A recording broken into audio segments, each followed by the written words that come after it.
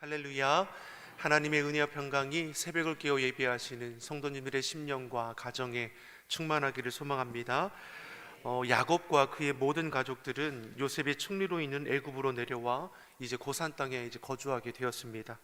극심한 기근을 피해서 안전하고 평안한 삶을 살아갈 수 있게 된 것입니다. 47장 27절의 말씀을 보면 이곳에서 이스라엘 족속이 생육하고 번성케 되었다라고 말씀하고 있습니다.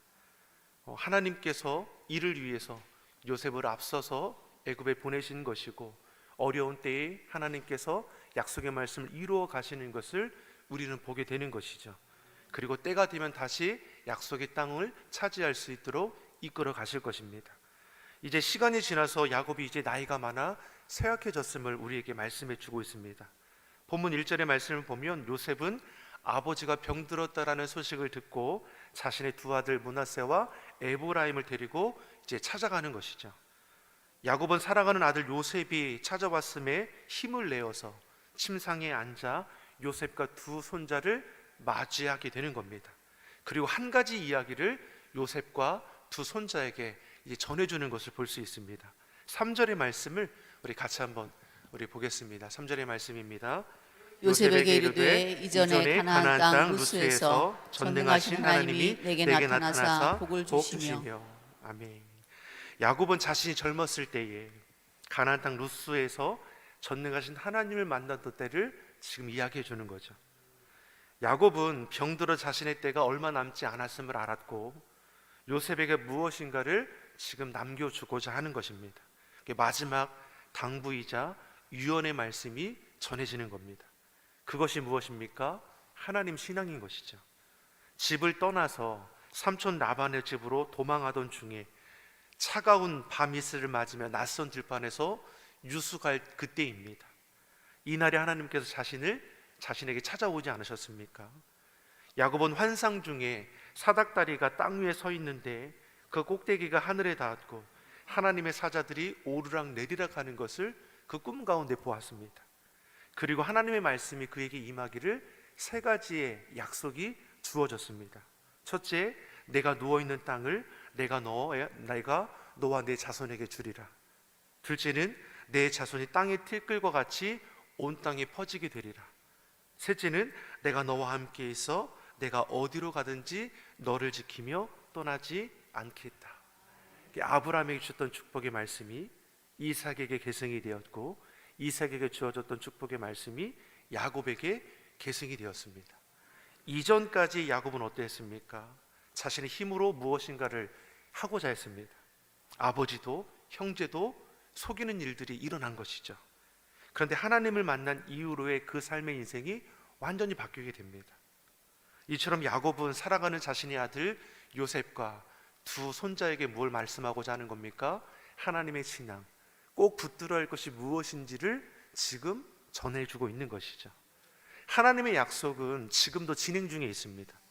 그 약속의 말씀 따라 번성함의 은혜를 지금 이루고 있는 것이죠. 극심한 기근의 해에 야곱과 온 가족들은 생육하고 번성함의 은혜를 이루어가고 있습니다. 요셉을 애굽으로 앞서 보내셨고 온 가족이 그러한 약속을 지금 하나하나 맛보고 있는 것이죠. 그리고 이것은 자신의 때에 끝날 것이 아니라 요셉의 때에도 이어질 약속의 말씀입니다. 하나님의 약속의 말씀이 요셉에게 이어지는 것이죠. 신앙의 계승, 믿음의 계승이 이루어지는 것을 우리가 보게 되는 것입니다.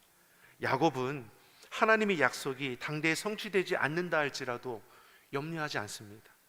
왜냐하면 요셉을 통해 이루어 가실 것이고 그 후사를 통해서 반드시 약속은 성취될 것이기 때문입니다. 사랑하는 성도 여러분, 우리도 마지막 때가 찾아올 것입니다. 인생의 마지막 때가 찾아오면 우리도 무엇인가 자녀들에게 유산으로 남겨야 할 것이 있어야 할 것이죠. 내 인생에 가장 가치 있는 것을 아마 남기게 될 겁니다. 야곱에게 가장 가치 있는 것은 무엇입니까? 하나님 신앙이죠. 약속의 말씀을 전해주는 것입니다. 이 시대 우리의 자녀들에게 필요한 건 무엇이겠습니까? 뭐니 해도 머니가 최고라고, 돈의 가치가 최고인 시대를 우리가 살아가고 있습니다. 그러니까 무엇을 해도 결국은 무엇입니까? 잘 먹고 잘 사는 것에 초점을 두게 되는 것이죠. 그런데 잘 먹고 잘 사는 것, 정말 돈이 인생의 제일일 수 있을까? 우리가 살아보니까 어떻습니까? 필요한 것이지 제일 우선순위는 아니라는 것을 우리가 알지 않습니까?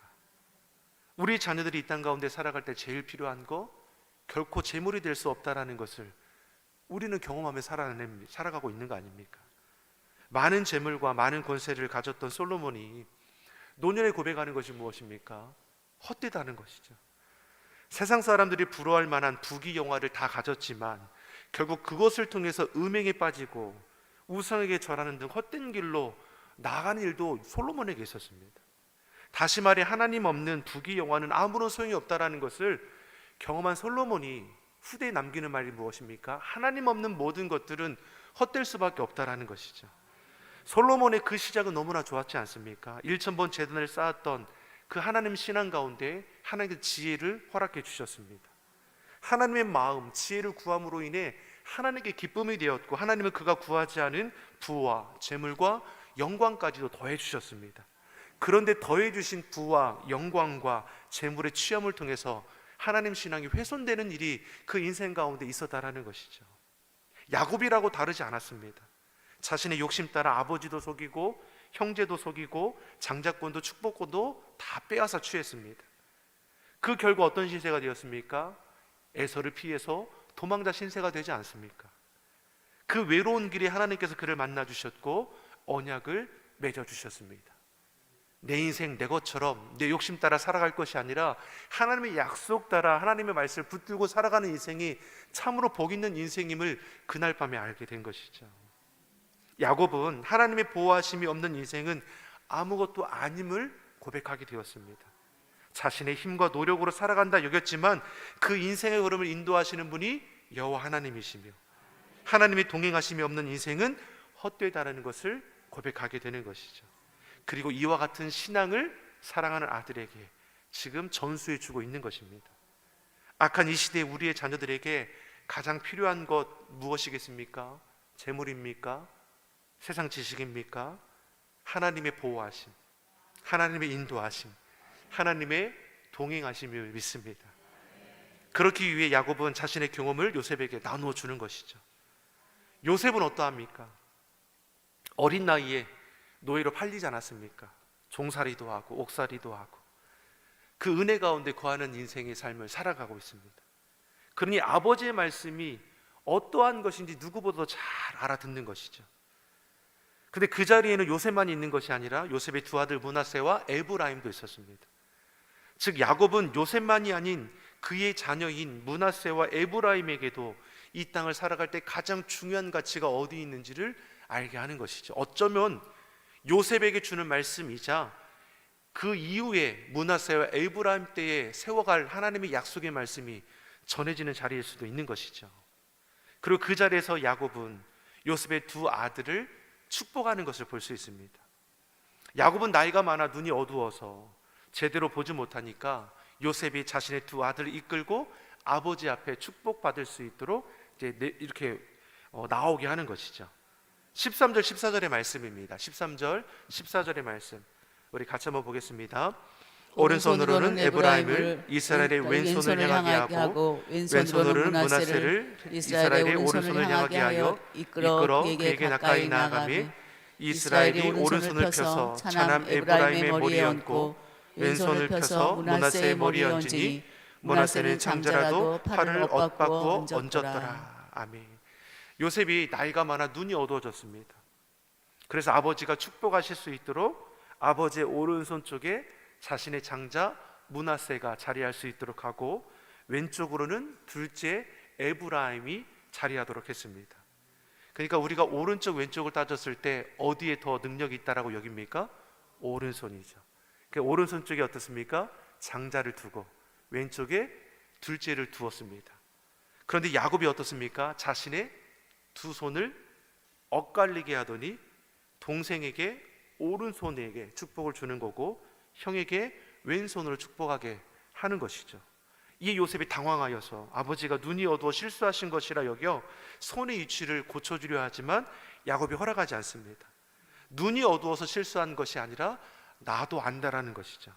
18절 19절의 말씀입니다. 18절 19절 우리 두 절의 말씀 보겠습니다. 그의 아버지에게 이르되 아버지여 그리마옵소서.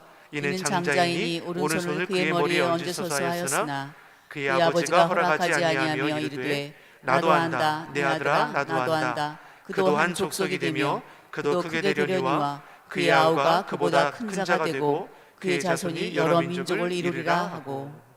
당황하는 요셉과는 다르게 아버지 야곱은 확신 가운데 축복하는 것이죠. 다시 말해 야곱은 자신의 뜻에 따라 하는 것이 아니라는 겁니다.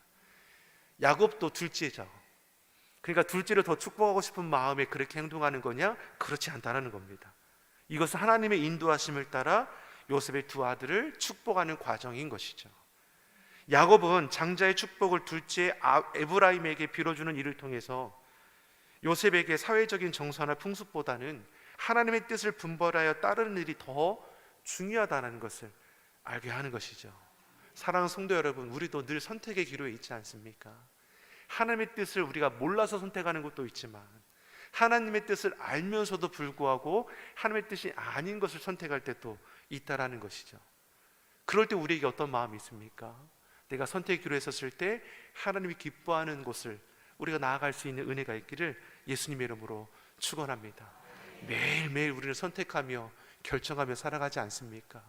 내 욕심을 따를 때도 있고 어쩔 수 없이 환경의 영향을 받을 때도 있지만 그럼에도 우리가 신앙을 따라서 믿음을 따라서 선택하는 그 폭이 더욱더 넓어지고 확장되기를 바랍니다.